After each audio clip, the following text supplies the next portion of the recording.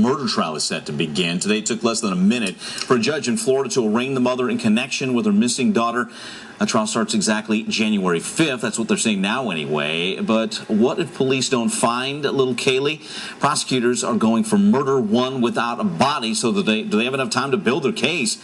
Back with us again, Prime News law enforcement analyst Mike Brooks. Also with us, Marva Hinton, reporter from WDBO Radio in Orlando, and Florida attorney Mark Eiglarsh. Mark, let's start with you. All right, January 5th trial date. Is that enough time to piece together a murder case without a body?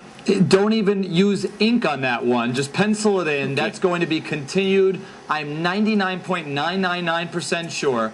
I've never seen a homicide in 16 years go to trial in such a short period of time. There's forensic evidence. The defense is going to be discovering this case, I think, for a year, 2 years. So give us a realistic time then when this trial could begin. Well, the defense is always free to demand a speedy trial, but that's just not going to happen in a case like this. Cases for the defense always get better with age, just like wine. I suspect that they'll take their time on this, interview every single witness. There's very liberal discovery rules here in Florida, so they'll interview all the witnesses that the prosecution has to turn over. They'll take their time. I'm going to predict 18 months to 2 years. Wow. Okay, Marva, what are you hearing? Are you hearing we have the January 5th start date, but your sources telling you that it could be a lot longer, as Mark's suggesting? Right. We're not expecting it to actually happen in January as the judge set the date today. But we haven't heard anything officially from Jose Baez if he's going to waive Casey's right to a speedy trial and then try to, push it in the future. We haven't heard anything from him today. Mark or Marva, either one. When will we know if it's a death penalty case? Will we know that soon? We're going to know within the next 2 months. Prosecutors are going to announce that. I'm going to predict. I'll tell you why I think that they're probably going to seek death. It's easier to get a conviction in a case when you're death qualifying a jury. In other words, if you're seeking the death penalty, you get to ask jurors, could you impose the ultimate sanction of death? Well, amazingly, those who are not interested in seeking the death penalty will be disqualified. Those who could seek the death penalty are sat, and they're more likely to convict. They're more conservative. All right, Mike, let's talk about some of the evidence that we've talked about. Let's piece it together again for our viewers. We've got a hair from the trunk, and it's from, this way I understand it, it's from a dead body. It's either Kaylee or Casey's. Casey's still alive, so it's little Kaylee's. We have significant levels of chloroform in the car. Very high levels, yeah. Is that enough? What more do we need here, Mike? There's a lot of other evidence, I think, Mike, that we have not heard of that probably came out of grand jury. But I think, you look at that hair. Now, mitochondrial DNA is going to be used on this particular piece of hair with what they call the death band that shows decomposition. Mm-hmm. Now, as you said, it can either be Kaylee's or Casey's or the mother or Lee.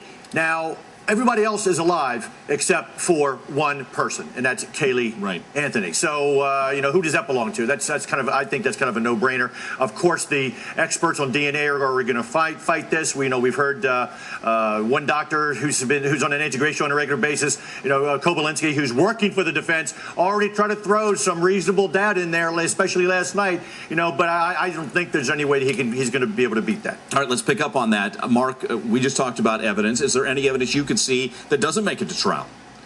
Well, they do have to have a hearing as to whether they're going to introduce the decomposition air samples. All of that will be tested. It's possible the judge doesn't let it in unless it passes what they call a Frye test. But here's the bigger picture, Mike. Assuming all of what we heard comes into evidence, still, I've said it before, I'm going to say it again.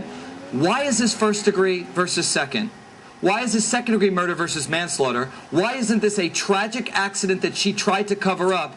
I still have not heard one piece of evidence that convinces me or potentially the jurors beyond a reasonable doubt that this happened like this, like this, like this. But Mark, why hadn't she cooperated with police from day one if it was an accident? Listen, she will never babysit my children. I think she's sociopathic. I think she's a liar. I think she probably had something to do with it. But who cares what I think? In a court of law, the question is what proof can the prosecutors put forward to suggest it was her that committed first, as opposed to second, as opposed to manslaughter, as opposed to covering up a tragic accident. Mike, you see in first-degree murder here? Do you think that case can be made? Personally, I think it's the tragic accident theory. That's what and I'm sure a lot of viewers agree with that. What are you seeing, Mike? It could have been a tragic accident, and if that was the case, she should have just come forward right then and said, look, I made a mistake. It was an accident. I didn't mean to do it, but she has not cooperated whatsoever So I think that's one of the reasons they're going after first. And Mike, I think they have enough right now to go for first degree, even though they don't have a body. Now, in light of that, November 8th is going to be a big date. That's when Tim Miller and the people from Texas EquiSearch are going to go back to that one area where they were able to triangulate a number of cell phone pings over on that particular date where they think that the murder may have occurred to the time that she may have gotten rid of the body, and is back in this area down by the airport. And they're going to start planning that on the 7th, and they're asking for all kinds of volunteers, and they have thousands of people who have already committed to coming back there on November 8th. To start that search. Mike, I have tremendous respect for Mike Brooks, but we're not looking at the same evidence here. I do not see how the government gets to first degree as opposed to second. I don't see it. But okay, Mark, if first degree, let's say that she went ahead and soaked a rag. One of the theories, soaked a rag full of chloroform and set it next to her, set it next to Kaylee's body in that trunk, and she died in that trunk. Quick answer, Mark. We got to run. Yeah, we can say it all day long. What does the evidence show? I don't see it yet. All right, guys. We haven't seen all the evidence, though, Mark. Mark my words. We'll have to continue this another time. Thank you so much.